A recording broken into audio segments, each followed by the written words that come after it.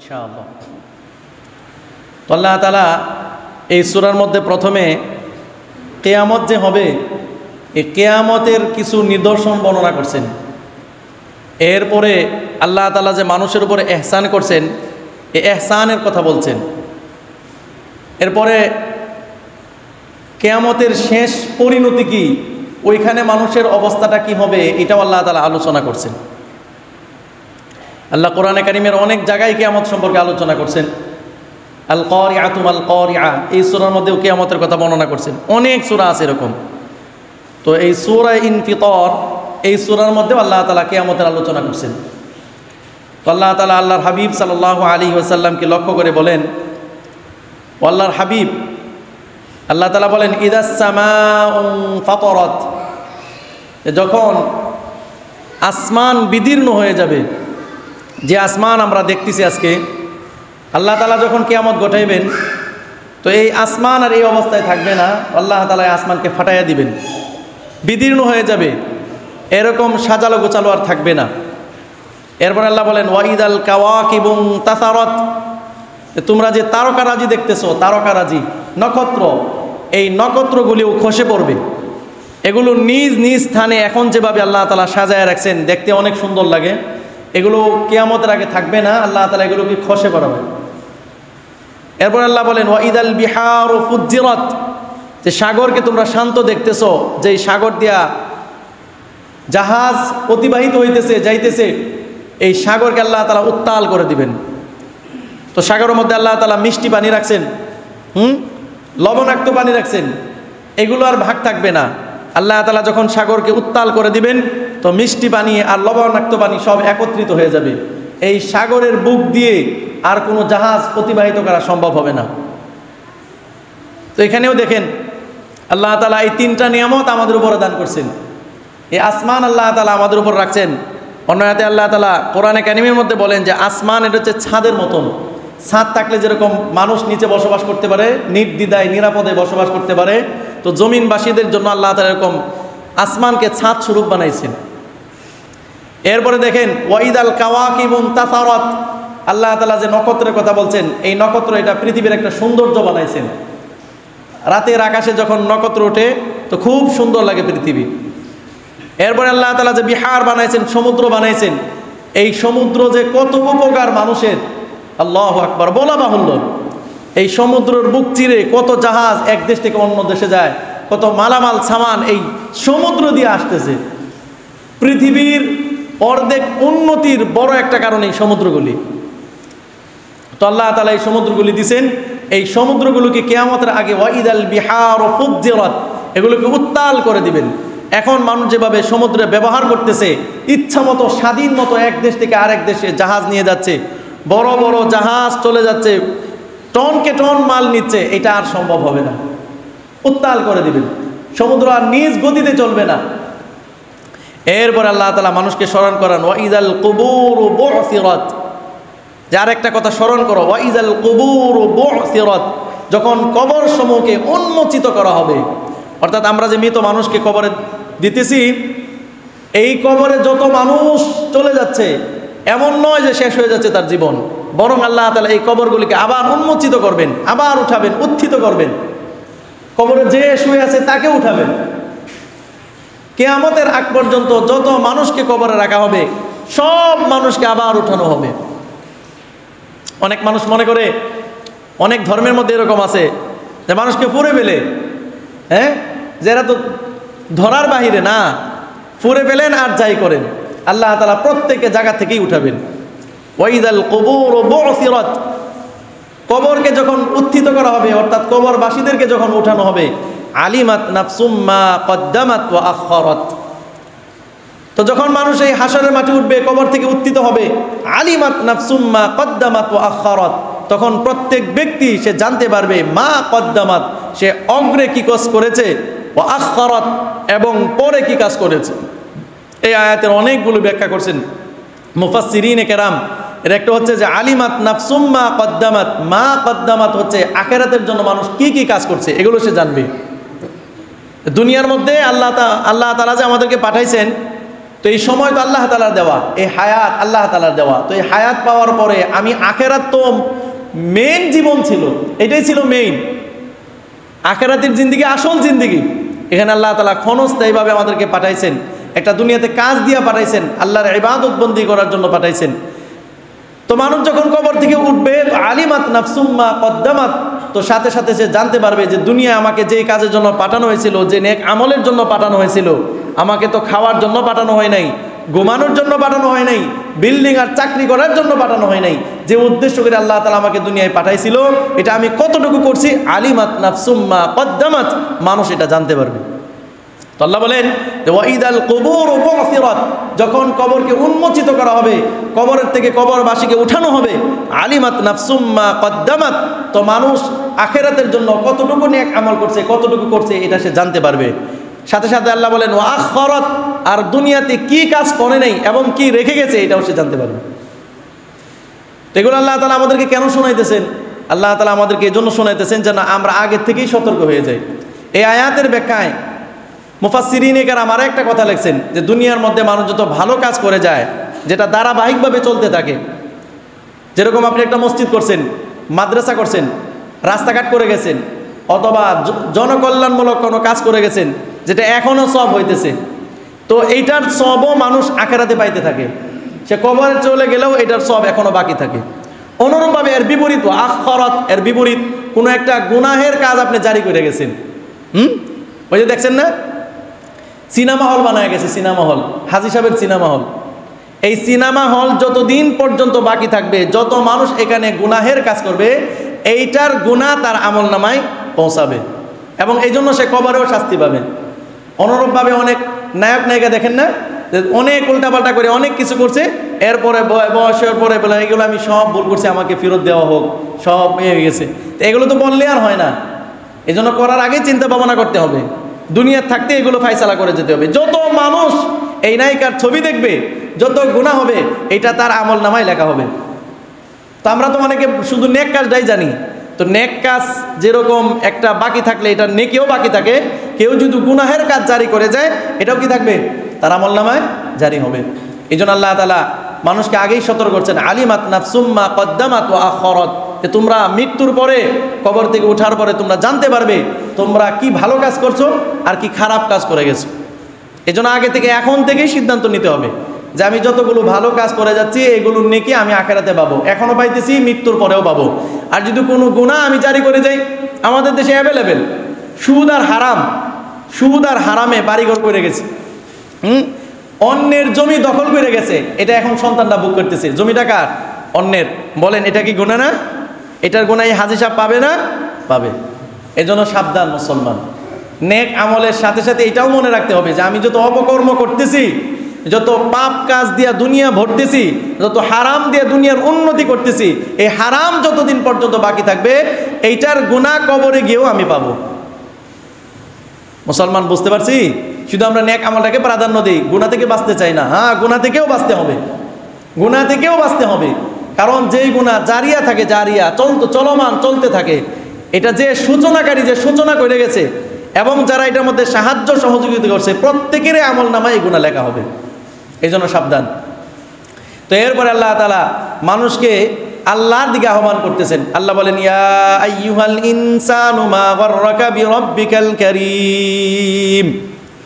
আল্লাহ তাআলা মানুষকে ডাক দিয়া বলেন, কোনো মুসলমানকে বলেন নাই, শুধু সারা পৃথিবীর মানুষকে ডাক দিয়া বলতেছেন, ইয়া আইয়ুহাল ইনসান, হে দুনিয়ার মানুষ, মা গাররাকা, কোন জিনিস তোমাকে ধোঁকা দিয়েছে, বিরাব্বিকাল কারীম, দয়ালু প্রভু থেকে। আল্লাহ বলেন যে আমি হচ্ছেন দয়ালু প্রভু, আমার দয়া অনেক বড়। এরকম দয়ালু প্রভু থেকে কোন জিনিস তোমাকে গাফেল করে দিল, কোন জিনিস তোমাকে ধোঁকা দিয়ে আমার হুকুম থেকে তোমাকে সরাইয়া দিল, আমার মহব্বত থেকে সরাইয়া দিল। তো আল্লাহ তাআলা মানুষের উপরে যে কিছু ইহসান করছেন, দয়া করছেন, দয়া দেখাইছেন, এটার কিছু বর্ণনা দিচ্ছেন আল্লাহ তাআলা নিজেই। আল্লাহ বলেন, আল্লাযী খালাকাকা ফাসাওয়াকা ফাআদালাক, যে দেখো তোমার উপর আমি কত বড় ইহসান আর কত বড় দয়া করছি। আল্লাযী খালাকাকা, এক নাম্বার দয়া হচ্ছে তোমাকে আমি সৃষ্টি করছি। বলেন মুসলমানকে আল্লাহ তাআলা বানাইছে, আর অন্য যত মানুষ দুনিয়া আছে এদেরকে কে বানাইছে? বলেন কে বানাইছে? আল্লাহ। এই জন্য আল্লাহ বলেন আল্লাযী খলাকাকা, যে তোমাকে আমি বানাইছি, আমি, এটা তোমার উপরে অনেক বড় দয়া। এরপরে ফাসাওয়াকা, তোমাকে সুবিন্যস্ত করেছি, ফাসাওয়াকা সুবিন্যস্ত করেছি। আল্লাহ তাআলা মানুষকে যত সুন্দর করে বানাইছেন অন্য কোনো মাখলুককে এত সুন্দর করে বানাই নাই। বানাইছে? মানুষের যেখানে যেটা প্রয়োজন আল্লাহ তাআলা মানুষকে ওইভাবে ওইটাই দিছে। দেখেন তো আমাদের গবাদি পশুগুলির অবস্থা দেখেন, গবাদি পশু দেখেন তাদের আকৃতি, আর অন্য অন্য যত মাখলুক আল্লাহ তাআলা বানাইছেন তাদের আকৃতি দেখেন, আর মানুষের আকৃতি দেখেন। আল্লাহ তাআলা কত সুন্দর করে বানাইছে মানুষকে। সূরা ৩-এর মধ্যে আল্লাহ তাআলা বলেন লাকাদ খলাকনাল ইনসানা ফি আহসানি তাকওয়িম, যে আমি মানুষকে সুন্দর একটা আকৃতি দিয়ে দুনিয়ার মধ্যে বানাইছি। মানুষের আকৃতি সবচেয়ে সুন্দর। কান যে জায়গায় দেওয়া দরকার আল্লাহ তাআলা ওই জায়গায় কান দিছি, চোখ যে জায়গায় দেওয়া দরকার আল্লাহ তাআলা চোখ ওই জায়গায় দিছি, হ্যাঁ। এরপর আল্লাহ তাআলা মুখ যেভাবে দেওয়া দরকার ওইভাবেই দিছে। মানুষের সৃষ্টি সবচেয়ে সুন্দর। তো আল্লাহ তাআলা বলেন যে তোমার উপরে তো আমি একটাই ইহসান করছি, আল্লাযী খলাকাকা, তোমাকে আমি সৃষ্টি করছি, ফাসাওয়াকা, এরপরে তোমাকে সুবিন্যস্ত করেছি, ফাআদালাক, এরপরে তোমাকে সুষম করছি, মানে শক্তিশালী বানাইছি। মানুষকে আল্লাহ তাআলা কত শক্তিশালী বানাইছেন যে পৃথিবীতে যত মাখলুক আছে সমস্ত মাখলুকের উপর রাজত্ব করে মানুষে। কে রাজত্ব করে? মানুষে। এত বড় একটা জাহাজ কে চালায়? কোন মাখলুকে? কোনোদিন কল্পনা করছেন? এই জাহাজগুলো কে চালায়? মানুষ চালায়। বিমান মানুষে চালায়। এত বড় একটা ঘোড়া কত শক্তিশালী, মানুষের চেয়ে কত পাওয়ারফুল। এরপরে এই ঘোড়াকে পরিচালনা কে করে? মানুষ করে। একটা হাতি কত শক্তিশালী মানুষের চেয়ে, এটাও মানুষ পরিচালনা করে। কেন? ফাআদালাক, আল্লাহ তাআলা তাকে শক্তি দিছেন, এই ক্ষমতা দিছেন, বুদ্ধি দিছেন, মাথার মধ্যে দিমাগ দিছেন, যে বুদ্ধির কারণে অন্যান্য মাখলুকের উপর, সব মাখলুকের উপর সে রাজত্ব করতে পারে।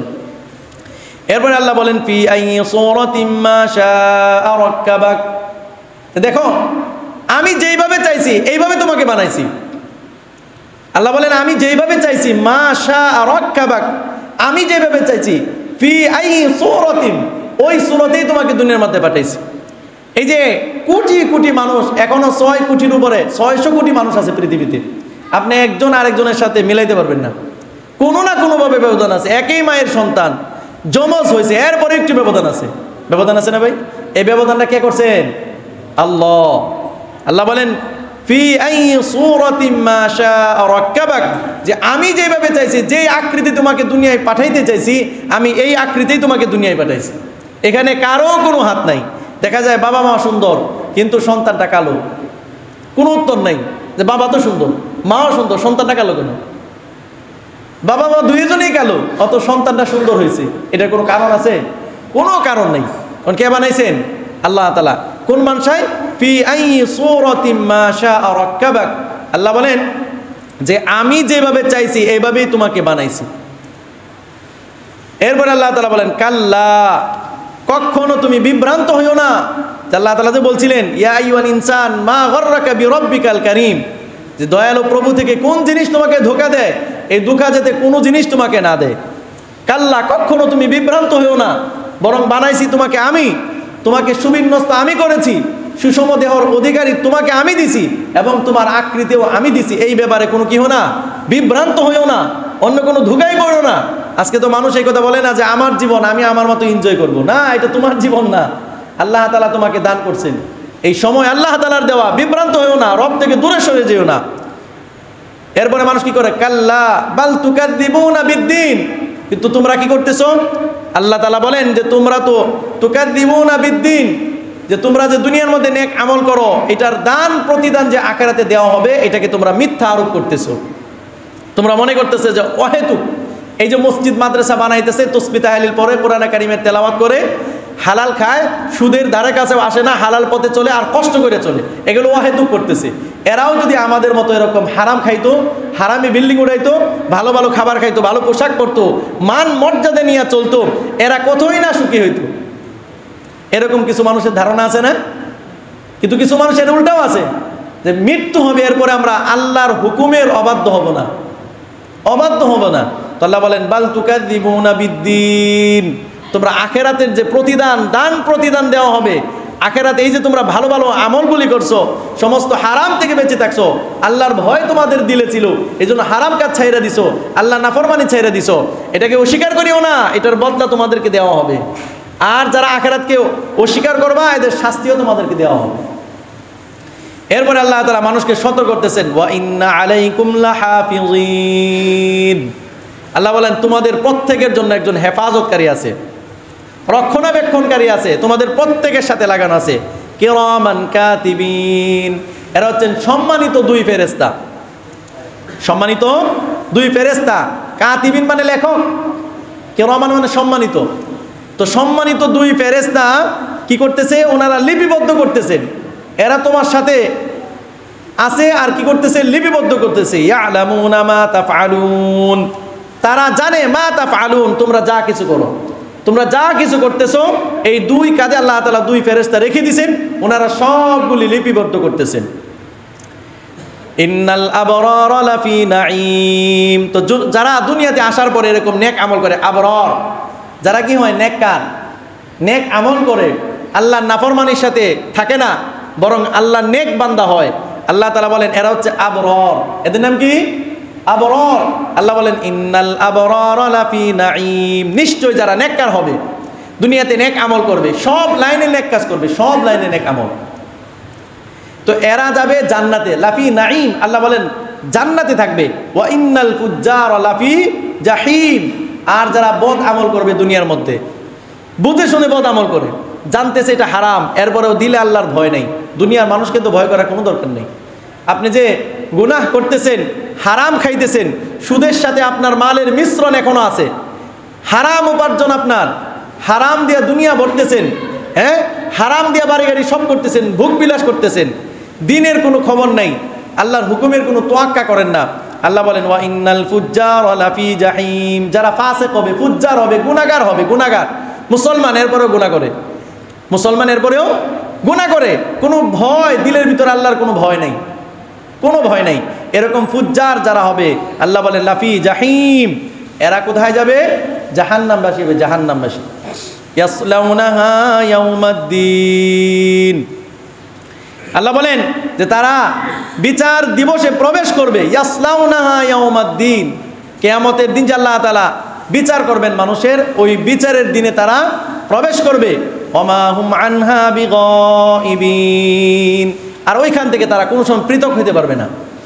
যখন একবার কিয়ামত হয়ে যাবে আর কিয়ামতের মানুষ উঠে যাবে, এটা থেকে আর পৃথক হওয়ার কোনো রাস্তা নাই, পলায়ন করার কোনো পথ নাই। দুনিয়ার আদালতে তো জামিন নেই, হ্যাঁ, জামিন নিতে পারে, যত বড় খুনি হোক, যত বড় অপরাধী হোক, এখান থেকে জামিন হইতে পারে, তাকে একটা সুযোগ দেওয়া যেতে পারে। তো আখেরাতে এদের কোনো জামিনের কোনো মাসআলা নাই।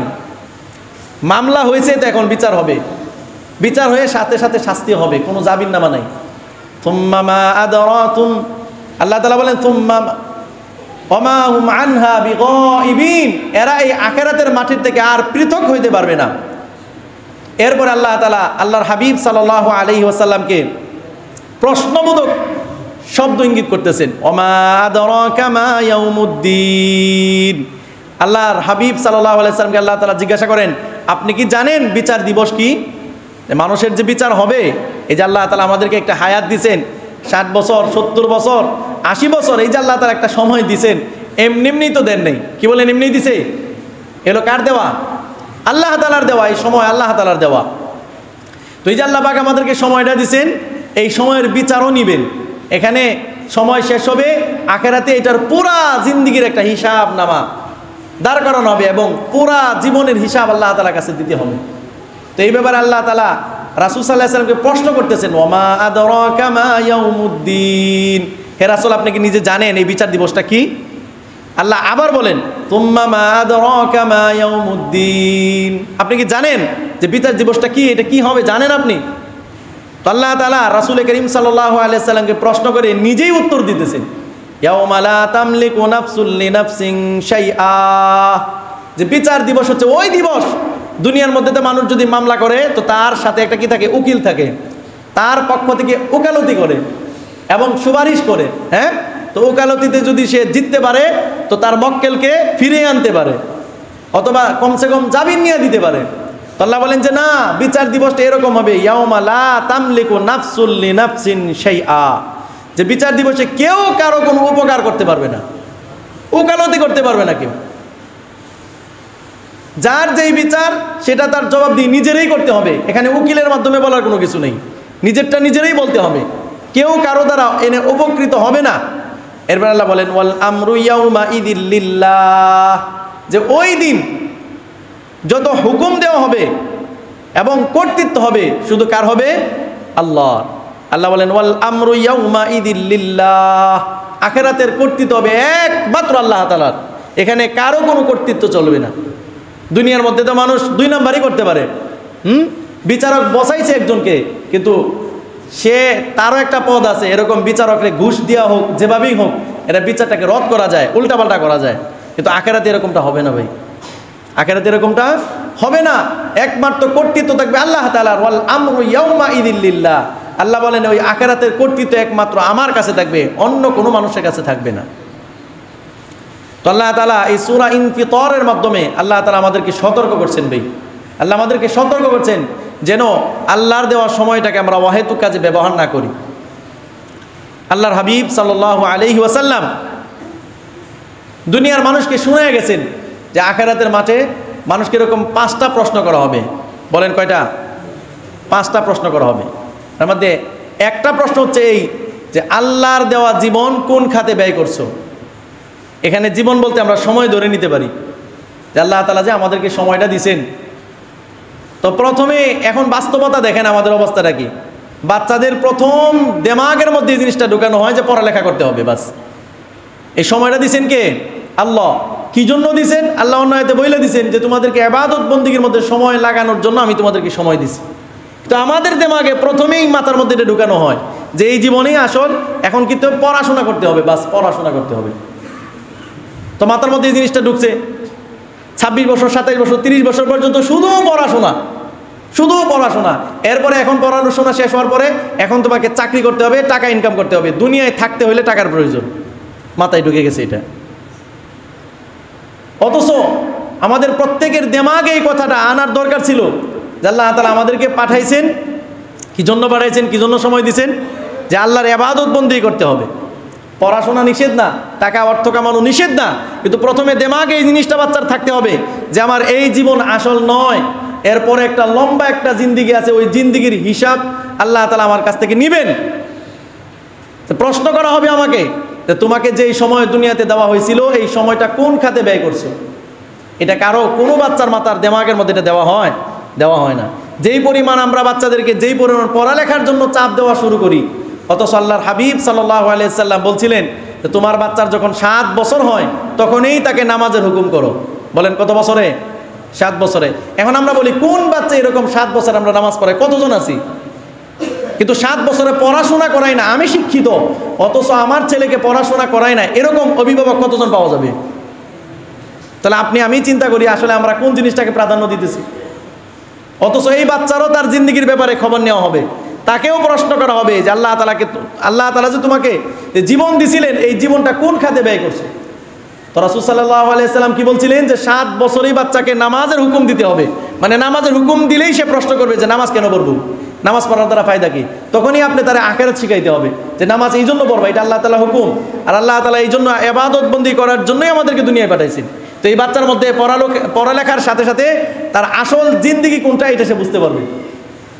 এরপর রাসূল সাল্লাল্লাহু আলাইহি সাল্লাম বলেন যে বাচ্চাকে 10 বছর বয়সে সে যদি নামাজ না পড়ে তাকে পিটুনি দিয়ে হইলেও নামাজ পড়াইতে হবে। এখন আমরা যারা অভিভাবক আছি আমরা চিন্তা করি তো কোন বাচ্চাকে আমি কোন দিন শাসন করছি নামাজের জন্য? বলেন কতজন আছি যে বাচ্চাকে নামাজের জন্য 10 বছর শাসন করছি? করি নাই, ছেড়ে দিছি। জীবনের মাকসাদ তারা বানাইয়া দিছি 30 বছর পড়াশোনা করো, এরপরে চাকরি করো, মেয়ে হলে বিয়ে দাও, আর ছেলে হলে বিবাহ করায়, জিন্দিগি শুরু হয়ে গেছে বাস। অথচ তার এইটা দিমাগেই আসে না যে এই সময়টা আল্লাহ তাআলার দেওয়া, আখিরাতে এই সময়ের ব্যাপারে তাকে জিজ্ঞাসা করা হবে। এরপর আরেকটা প্রশ্ন হবে, যে প্রশ্নটা খুবই গুরুত্বপূর্ণ, সেটা হচ্ছে যে আল্লাহ তাআলা বলবেন তোমার যৌবন কোন খাতে ব্যয় করছো। যৌবন, যৌবন বড় দামি জিনিস। 16 থেকে নিয়ে 40, 45 পর্যন্ত মানুষের যৌবন থাকে, 50 পর্যন্ত ধরতে পারেন যৌবন থাকে। মানুষের শরীরে অনেক গরম থাকে, তো এই গরমটা কোন খাতে ব্যয় করা হয়েছে? এটা মানুষ ভুলে গেছে যে যৌবন হচ্ছে দুনিয়া কামানোর জন্য না, আর আমাদের দেশের মানুষ হচ্ছে দিনের পথে আসে, দিনের কথা শুনতে চায় কখন? যখন তার যৌবন শেষ হয়ে বৃদ্ধকালে উপনীত হয়। অথচ আখেরাতে তাকে প্রশ্ন করা হবে যৌবন সম্পর্কে। বলেন কোন সময়? যৌবন সম্পর্কে, যৌবন সম্পর্কে প্রশ্ন করা হবে। তো যৌবন একদম পুরা উল্টাপাল্টা, দিনের ধারে কাছেও নেই। এমনও ছেলে পেলে আছে যে দিনই কোনো মাস আলাও সে জানে না, ফরজ গোসল কি এইটাও সে জানে না, অথচ সে বালেগ হয়ে গেছে। বলেন আপনি যে এই বাচ্চাকে আপনি দিন শিখাইলেন না, এতটুকু শিখাইলেন না, উজু গোসল শিখাইলেন না, তার যে ফরজ গোসল হয়, বিবাহ শাদী না করলেও গোসল ফরজ হয় না।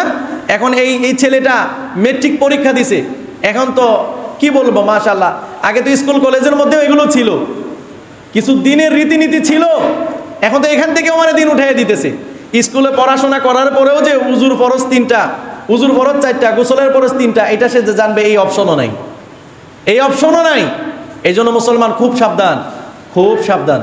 নিজের বাচ্চাকে এগুলো শিখাইতে হবে যে তুমি যে বড় হইতেছো, এখন থেকে উজুর ফরজ, গোসলের ফরজ, উজুর মাসআলা, গোসলের মাসআলা এগুলো শিখতে হবে। কারণ আল্লাহ পাক তোমাকে জিজ্ঞাসা করবেন যৌবন কোন খাতে ব্যয় করছো। বলেন বৃদ্ধকালে। এখন আমাদের দেশের মানুষ অবস্থা কি? অবস্থা হচ্ছে উল্টাপাল্টা, সারা দুনিয়া কামাইছে যৌবনে, পড়াশোনা করছে, চাকরি করছে, ব্যবসা বাণিজ্য করছে, সব কামানো শেষ, নাতি নাতকির হয়ে গেছে, এখন সুবি সাহেব হাতে তসবি নিয়ে নিছে। সুবি সাহেব এই তসবি কিন্তু 10 বছরের পর থেকে হাতে নিতে হবে, বালেগ হওয়ার সাথে সাথে 5 ওয়াক্ত নামাজ জামাতে পড়তে হবে। আরেকটা বড় সমস্যা আমাদের সমাজের মধ্যে, যুবক দাঁড়িয়ে রাখতে চায় না, যুবক দাঁড়িয়ে রাখতে চায় না। অথচ দেখেন এই দাঁড়িয়ে রাখাটা কত বড় একটা সুন্নাহ, এটা দিনের একটা শিআর, দিনের একটা নিদর্শন। একটা মানুষ প্যান্ট শার্ট পরার পরেও যদি মুখে দাঁড়িয়ে থাকে, আলহামদুলিল্লাহ, বোঝা যায় লোকটা মুসলমান। কারণ আপনার তো আমি নাম জিজ্ঞাসা করি নেই। এবং মৃত্যুর পরে যেই জিনিসটা মানুষের সাথে যায়, যেই সুন্নাহটা মানুষের সাথে যায়, সেটা হচ্ছে দাড়ি। সেটা কি? দাড়ি। আমি যতই পাগড়ি পরি, লম্বা জুব্বা পরি, কোনো কিছু আমার সাথে যাবে না, সবগুলো খুলে রেখে দেওয়া হবে। কিন্তু যখন আমার দাড়ি মুখে থাকে, তো দাড়িটা নবীর সুন্নাহ, এটা কবরেও যাবে। এরপর হচ্ছে বাবরি। রাসূল করিম সাল্লাল্লাহু আলাইহি ওয়াসাল্লাম উনি 3 তরিকায় বাবরি রাখছেন। কয় তরিকায়? 3 পদ্ধতিতে। এটা হচ্ছে এই যে কানের লতি বরাবর, এটা হচ্ছে গাড়ের মাঝখানে, আর একটা একবারে নিচে। এই 3 পদ্ধতির রাসূল সাল্লাল্লাহু আলাইহি ওয়াসাল্লাম কি রাখছেন? বাবরি রাখছেন। তো মানুষের মৃত্যু হয়ে গেল, এই 2টা সুন্নাহ কবরে যায়, এটা হচ্ছে দাড়ি আর একটা হচ্ছে বাবরি। তো আমাদের যুবকদেরকে এই জিনিসটা বোঝাইতে হবে যে দেখো আল্লাহ পাক তোমাকে কিন্তু যৌবনের কথা জিজ্ঞাসা করবেন, যৌবনের কথা, যে যৌবন তুমি কোন খাতে ব্যয় করছো। এরপর আরেকটা প্রশ্ন হবে যে দুনিয়ার মধ্যে অর্থ কিভাবে কামাই করছো আর কোন জায়গায় খরচ করছো। মুসলমান বুঝে আসছে? বুড়া বয়সে মানে দুনিয়ার সব হারাম কাজ করে, দুনিয়ার সব হারাম টাকা উপার্জন করে, এখন সুবি সাহেব লাভ হবে না। সুবি সাহেব নিজের মাল সাফ করতে হবে, সাফ। কারণ তোমার মাল সম্পর্কে আখিরাতে জিজ্ঞাসা করা হবে। মাল কিভাবে কামাই করছো, কোত্থেকে, এটা কি হালাল পন্থায় ছিল কিনা। এরপরে হালাল টাকা উপার্জন করছেন কিন্তু হারাম কাজে ব্যবহার করছেন, এই জন্য জবাবদিহি করতে হবে। উপার্জন করছেন হালালভাবে, এটা ব্যয় করতে হবে হালাল জায়গায়। উপার্জন হালালভাবে, হালাল টাকা ব্যয় করতে হবে কোথায়? হালাল। তো 3 নম্বর যেটা প্রশ্ন হবে এটা যে তুমি মাল হালালভাবে উপার্জন করছো কিনা এবং হালাল জায়গায় এটা ব্যয় করছো কিনা। তো এই জন্য মালের ব্যাপারে খুব সাবধান মুসলমান। আজকে ইবাদত বন্দেগীর মধ্যে মানুষের খুব ঝুঁক আছে, কিন্তু হালাল খাওয়া এটা যে ইবাদতের পূর্ব শর্ত, যে হালাল যদি কেউ না খায় তো তার ইবাদত বন্দি কবুল হবে না, এদিকে মানুষের কোনো খেয়ালেই নেই। হালাল খেতে হবে ভাই, সুদ, ঘুষ, দখলদারি এগুলো ছাড়তে হবে, কোনো লাভ হবে না। আপনি সুদের টাকা দিয়া আর ঘুষের টাকা দিয়ে সব কিছু করে এখন সুবিশাপ হয়ে গেছেন, কোনো লাভ হবে না।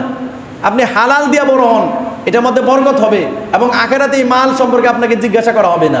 যেই মাল হালালভাবে কামাই করা হয় আর মাল হওয়ার পরে যাকাত দেওয়া হয়, এরপরে হজ করা হয়, সে যদি হাজারো কোটি টাকার মালিক হয়, একটা টাকা সম্পর্কেও তার জবাব দিয়ে করতে হবে না।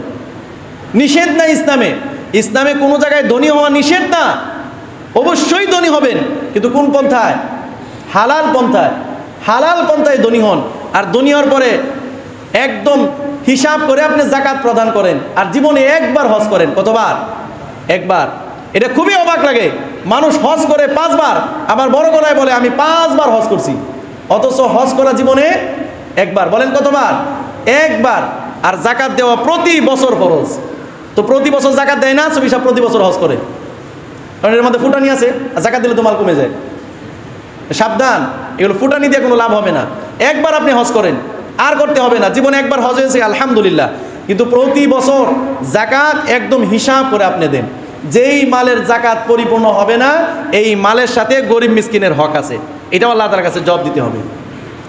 এই জন্য মাল হালালভাবে উপার্জন করতে হবে, আর একটি কি ভাই, হালাল জায়গায় ব্যয় করতে হবে।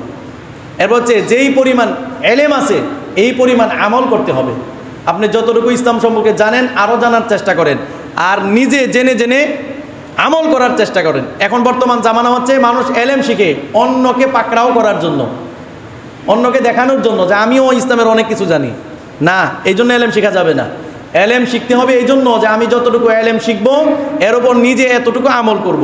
আর এই সম্পর্কে আল্লাহ তাআলা জিজ্ঞাসা করবেন যে তুমি কতটুকু এলেম হাসিল করছো আর এর উপরে কতটুকু নিজে আমল করছো ভাই। এই জন্য এলেম শিখতে হবে, আর কি করতে হবে, এর উপরে নিজে আমল করতে হবে, নিজে আগে আমল বাড়াইতে হবে। তো আজকে মুসলমানের অবস্থা হচ্ছে এলেম শিখে অন্যকে পাকড়াও করার জন্য, নিজে অনেক বড় জ্ঞানী এটা দেখানোর জন্য। সাবধান, সাবধান। মেশকাত শরীফের নাম শুনছেন না? মেশকাত শরীফের মধ্যে একটা সুস্পষ্ট হাদিস আছে, যদি কোনো ব্যক্তি এলেম হাসিল করে এই জন্য যে অন্য একজন ব্যক্তিকে পাকড়াও করবে, হ্যাঁ, অন্যকে লাঞ্ছিত করবে, কোনো আলেম উলামাদেরকে ধরবে, এই জন্য কেউ যদি এলেম হাসিল করে, মেশকাত শরীফের মধ্যে সুস্পষ্ট হাদিস, রাসূল বলছে আল্লাহ তার উপর লানত করে, ফেরেশতারা তার উপর লানত করে। কথা কি বুঝতে পারছেন? আপনি যে একটা মাসআলা শিখছেন, হয়তো মসজিদের ইমাম সাহেব এই মাসআলা জানে না, স্বাভাবিক, সে তো আর একবারে রাসূলের পরের জামানা সাহাবী না, নাই জানতে পারে, কিন্তু আপনার উদ্দেশ্য হচ্ছে এটা আমি শিখবো, পরে একজনকে জিজ্ঞাসা করবো, সে পারবে না, পরে আমি বইলা দিব, তাহলে সে মনে করবে আমি অনেক বড় জ্ঞানী, আল্লাহ আপনার উপর লানত করবে, লানত। এজন্য সাবধান মুসলমান, এলেম শিখতে হবে কেন বলেন? নিজে আমল করার জন্য। আর কেউ এলেম শিখার পরে যদি আমল না করে, এই জন্য আল্লাহ তাআলা তাকে পাকড়াও করবে। এই জন্য ভাই আল্লাহ তাআলা আমাদেরকে অল্প সময় দুনিয়া দিয়া পাঠাইছেন, এই জীবনের মাকসাদ বোঝার চেষ্টা করি ভাই, জীবনের উদ্দেশ্য বোঝার চেষ্টা করি। যখন আমরা আখিরাতকে প্রাধান্য দিব আর যৌবনের ব্যাপারে এটা মনে রাখবো যে আল্লাহ তাআলা যৌবন সম্পর্কে আমাকে প্রশ্ন করবেন, তো যৌবনই নেক আমল করা আমি শুরু করে দিব। আল্লাহ পাক আমাদের প্রত্যেককে বুঝার, নেক আমলের সাথে লেগে থাকার আল্লাহ তাআলা তৌফিক দান করুক। ওয়া আখিরু দাওয়ানা আলহামদুলিল্লাহি রাব্বিল আলামিন।